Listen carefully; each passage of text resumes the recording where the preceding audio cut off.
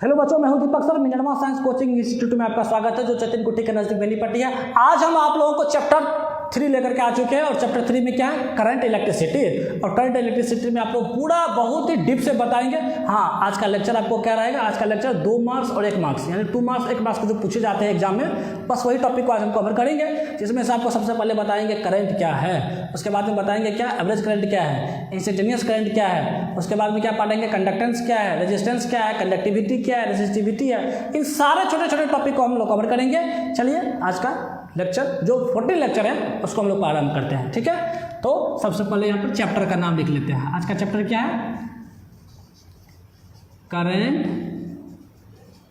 Electricity. ठीक, current electricity में सबसे पहले हम लोग जानेंगे करंट के बारे में। ध्यान से देखिए, कौन सा करंट, इलेक्ट्रिक करंट है, सो याद रखिएगा।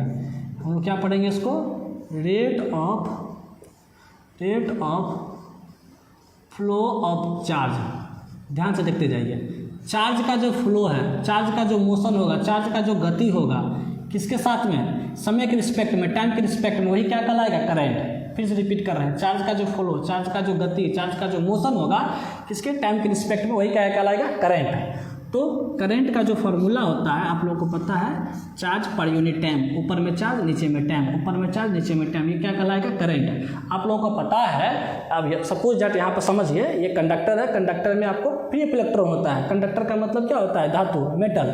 नॉन कंडक्टर का मतलब क्या होता है, इंसुलेटर, अधातु, नॉन मेटल, है ना।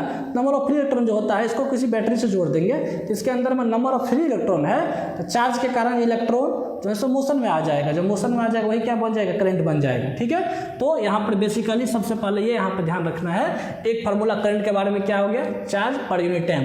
चार्ज का यूनिट क्या हो जाता है, कूलम, और टाइम का क्या हो जाता है, सेकेंड। एक यूनिट आपको पता चल गया, क्या पता चल गया, पहले यूनिट यहाँ पर लिख लेते हैं। ध्यान से देखते जाइए, एकदम बेसिक से रिलेटेड है, कूलम पर सेकेंड।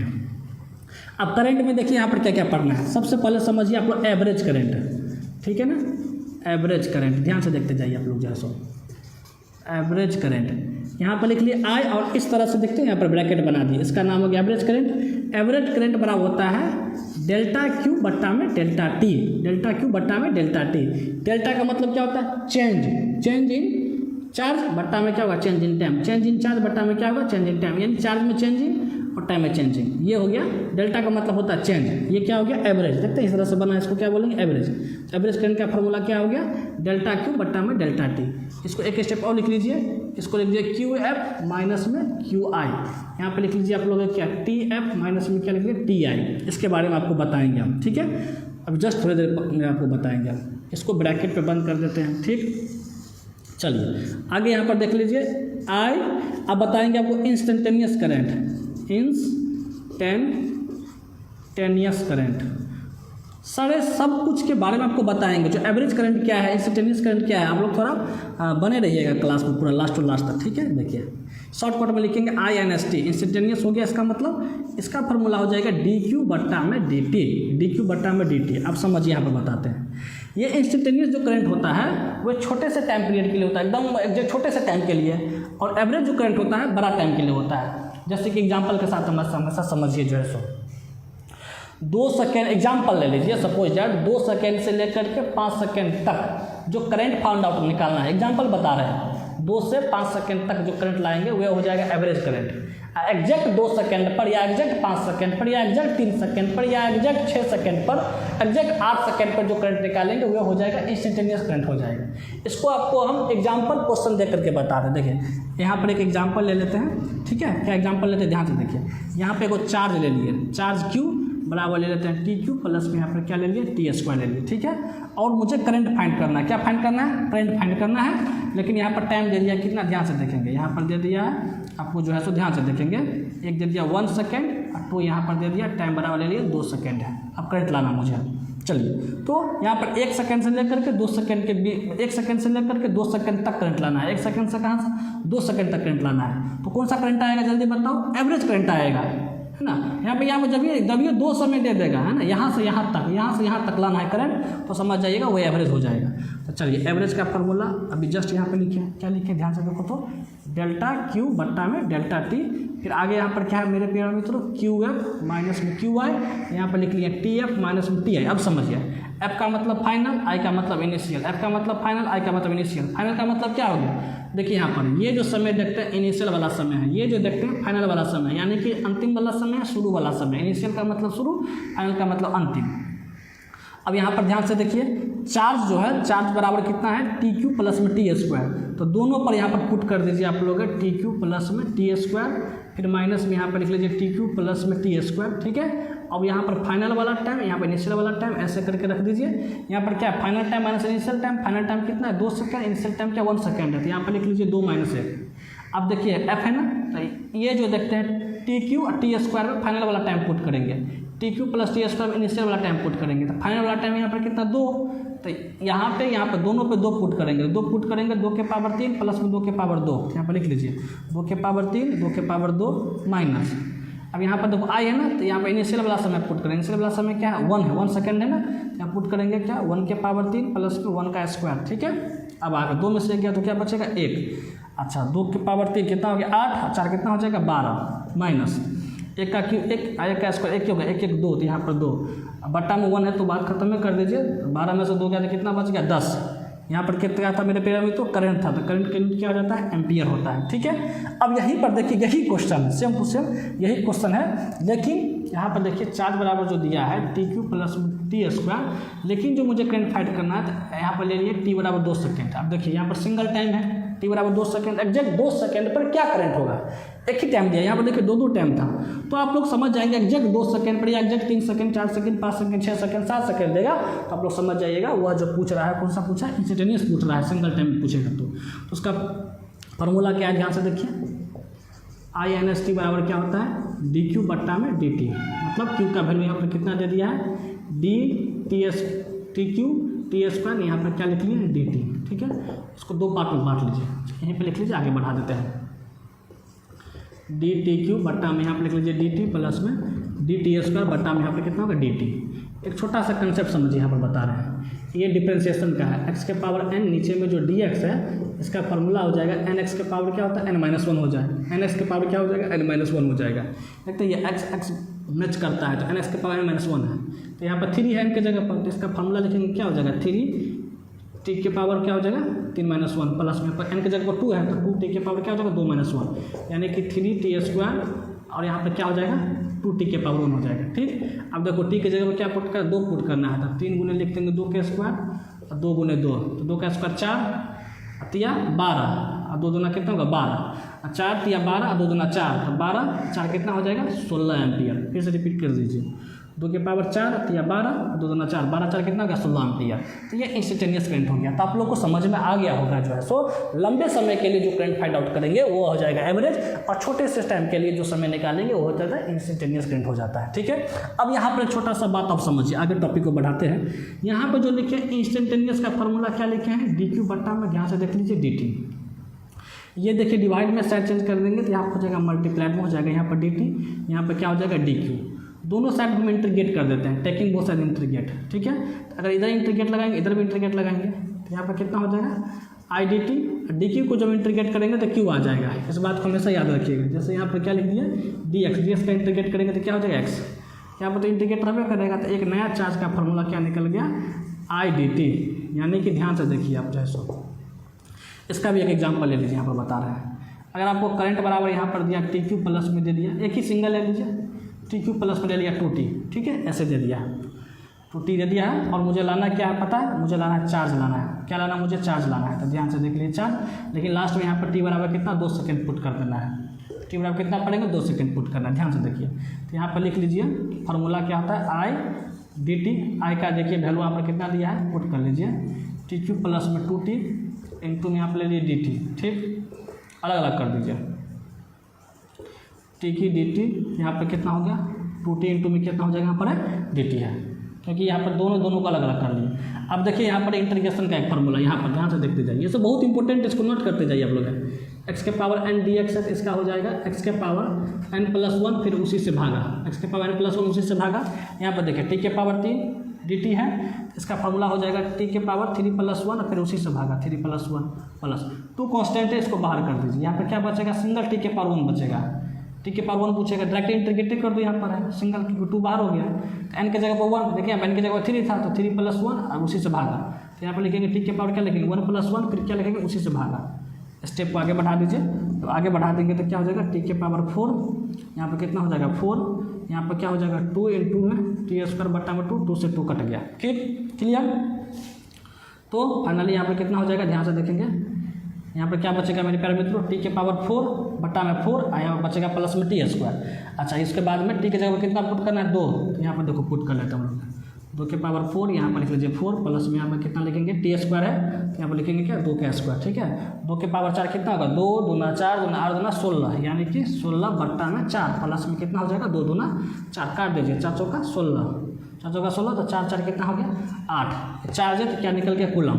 आपको बता दिया जो चार्ज से कैसे करंट लाएंगे और करंट से कैसे चार्ज लाना है, ये सारे बातों पे आप लोगों को जो है सो यहाँ पर अच्छे से हम जो है सो बता दिए हैं। अब जो है सो हमको क्या जानना है, देखिए ओम्स लॉ के बारे में जानेंगे, लेकिन यहाँ पर जगह नहीं है, इसको जो है सो हम लोग क्या करते हैं। तो अब देखिए मेरे प्यारे मित्रों, यहाँ पर करंट के बारे में चार्ज के बारे में समझ गए, तो अब हमको समझना है कि क्या समझना है ओम्स लॉ। ध्यान से देखिएगा ओम्स लॉ क्या है। ठीक है, ओम्स लॉ में हमेशा याद रखिएगा आप लोग है V डायरेक्टली प्रोपोर्शनल होता है I का। ठीक है, आप कहेंगे सर V क्या है, तो V होता है पोटेंशियल डिफरेंस, यानी कि विभवांतर। I क्या होता है इलेक्ट्रिक करंट। I क्या होता है मेरे प्यारे मित्रों करंट। ये जो होता है V डायरेक्टली प्रोपोर्शनल होता है। डायरेक्टली प्रोपोर्शनल का मतलब क्या होता है ये समझिए, अगर V इंक्रीज करेगा, पोटेंशियल डिफरेंस इंक्रीज करेगा तो I भी क्या करेगा इंक्रीज करेगा। ठीक है, अगर पोटेंशियल डिफरेंस डिक्रीज करेगा तो हमेशा जो है सो I भी डिक्रीज करेगा। ये 2 ऑब्जेक्टिव आपको निकल गया, यहाँ पर याद रखिएगा। ठीक, अब यहाँ पर समझिए जब डायरेक्टली प्रोपोर्शनल टूटता है तो कुछ ना कुछ कांस्टेंट आता है। ठीक है, तो V बराबर यहाँ पर क्या लिख देंगे, जल्दी बताओ जो है आई आर।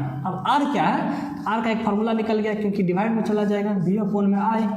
R जो है मेरे प्यारे मित्रों इसी को हम लोग बोलते हैं रेजिस्टेंस। क्या बोलते हैं जल्दी बताओ, रेजिस्टेंस। इसको हम लोग क्या बोलते हैं प्रतिरोध। प्रतिरोध क्या करता है, करंट को रोकने का काम करता है, प्रतिरोध यहाँ पर करता है। ठीक है ना, तो इस बात को हमेशा आप लोगों को याद रखेंगे।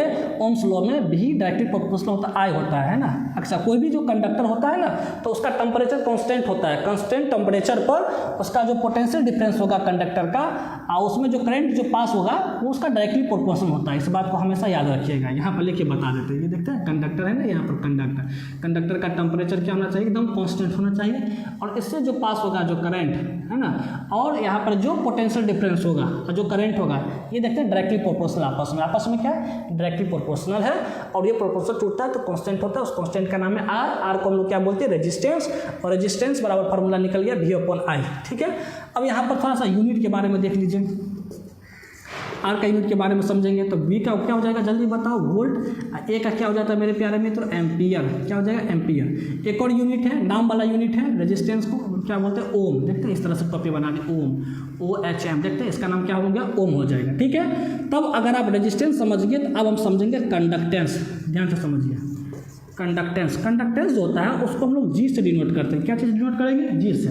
तो कंडक्टेंस बराबर होता है 1/रेजिस्टेंस, यानी कि reciprocal of resistance is called conductance. तो 1/रेजिस्टेंस ये सब पूछे जाते हैं, छोटे छोटे क्वेश्चन है लेकिन पूछे जाएंगे एग्जाम में है ना। तो 1/रेजिस्टेंस निकल गया, 1/रेजिस्टेंस बराबर क्या निकल गया कंडक्टेंस। भाई साहब अब इसका यूनिट तो देखिए इसका यूनिट क्या हो जाएगा, तो G/ यहाँ पर लिखिए 1/, और रेजिस्टेंस का यूनिट हम लोग कितना निकाले देखो वोल्ट पर एम्पियर है, यहाँ पर कितना लिख ले वोल्ट पर एम्पियर, बट्टा का बट्टा पलट जाएगा तो क्या हो जाएगा जल्दी बताओ एम्पियर पर वोल्ट हो जाएगा। ठीक है, एक बात यहाँ पर ये आ गया। दूसरा बात यहाँ पर क्या है जो R के जगह पर क्या रखेंगे हम 1/ओम। ध्यान से देखेंगे जैसे कि G बराबर यहाँ पर 1/R था ना, यहाँ पर लिखिए 1/ओम, तो यहाँ पर ऊपर में ले जाएंगे ओम को तो ओम इन्वर्स हो जाएगा। क्या हो जाएगा जल्दी बताओ ओम इन्वर्स, या इसी को ऐसे भी लिखेंगे हम लोग यहाँ क्या लिखेंगे ध्यान से देखिए ऐसे हो गया ना, ऐसे हो गया यार ओम इन्वर्स नहीं लिखना ऐसे भी लिखना है। तो इसका नाम क्या हो जाएगा देखिए यहाँ पे क्या था OHM, अब इसका नाम हो जाएगा MHO मोहो हो जाएगा। ठीक है ना, चलिए तो ये आपको समझ में आ गया है। क्या समझ में आ गया, कंडक्टेंस का यूनिट क्या होता है, कंडक्टेंस का फार्मूला क्या होता है, ये सारे बात आप लोग समझिए। कंडक्टेंस को डिनोट क्या करते हैं, क्या चीज़ से G से डिनोट हम लोग करते हैं। रेजिस्टेंस को डिनोट क्या चीज़ से करते हैं, R से डिनोट करते हैं। ठीक है, चलिए निश्चित रूप से आप लोग को यहाँ पर बहुत ही अच्छे तरीके से समझ में आ गया होगा। अब यहाँ पर ध्यान से देखिए ध्यान से देखिए यहाँ पर ले लीजिए कंडक्टर है। ठीक है, इस कंडक्टर का जो लेंथ L है, ये जो देखते क्रॉस सेक्शन एरिया है, इसका एरिया यहाँ पर कितना हो गया A हो गया। यानी कि ध्यान से देखिए R जो होता है resistance way A directly proportional होता है L का।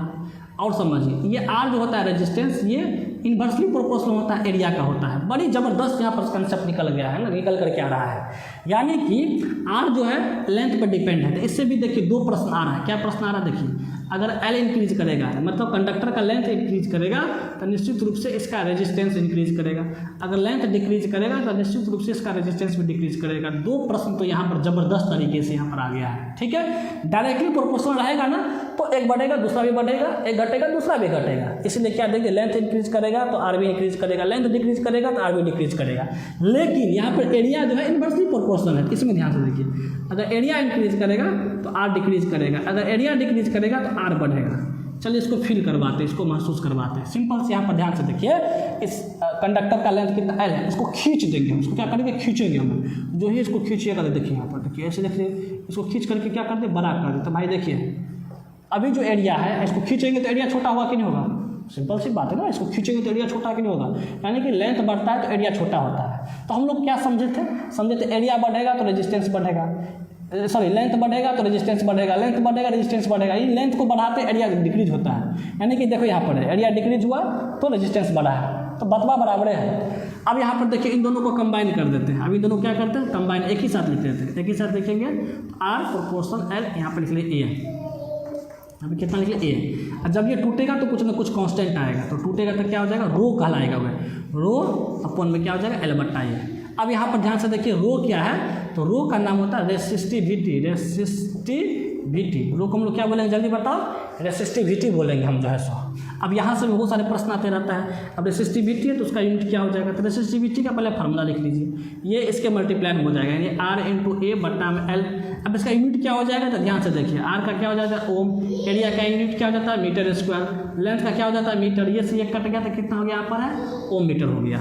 ठीक, तो आप लोग रेसिस्टिविटी के बारे में समझ गए। अब हम लोग समझेंगे कंडक्टिविटी के बारे में, कंडक्टिविटी के बारे में। ठीक है, कंडक्टिविटी को डिनोट करते हैं हम लोग क्या चीज़ है, ध्यान से देखो, सिग्मा से डिनोट करते हैं। ठीक है, तो सिग्मा बराबर में कितना हो जाता है 1 बट्टा रो, यानी कि 1 बट्टा रेसिस्टिविटी बराबर में कंडक्टिविटी। यहाँ पर क्या था, ध्यान से देखेंगे, 1 बट्टा रेजिस्टेंस बराबर में कंडक्टेंस। यहाँ पर क्या है, 1 बट्टा रेसिस्टिविटी बराबर में कंडक्टिविटी। अब इसका यूनिट क्या हो जाएगा, तो रेसिस्टिविटी का यहाँ पर कितना था, ओम मीटर था। दोनों को ऊपर ले जाइए तो क्या हो जाएगा, ओम इनवर्स, यहाँ पर कितना हो जाएगा, मीटर इनवर्स होगा। तो इस तरह से आपको जो है सो कंडक्टिविटी के बारे में, रेसिस्टिविटी के बारे में, उसके बाद में कंडक्टेंस के बारे में, रेजिस्टेंस के बारे में और चार्ज के बारे में, करंट के बारे में, ये सारे टॉपिक पर हम चर्चा कर दिए। नेक्स्ट लेक्चर में आपको बताएंगे क्या, नेक्स्ट लेक्चर में बताएंगे आपको करंट डेंसिटी के बारे में, उसके बाद मोबिलिटी के बारे में, ड्रिफ्ट वेलोसिटी के बारे में। इन सारे बातों को धीरे धीरे आपको चर्चा करेंगे। निश्चित रूप से आपको 2 मार्क्स तो 1 मार्क्स में ज़्यादातर क्वेश्चन पूछे जाते हैं, आप लोगों के लिए बहुत ही इंपॉर्टेंट है। इसको ज़्यादा से ज़्यादा आप लोग शेयर कर दीजिए, लाइक कर दीजिए, सब्सक्राइब कर दीजिए। धन्यवाद, फिर से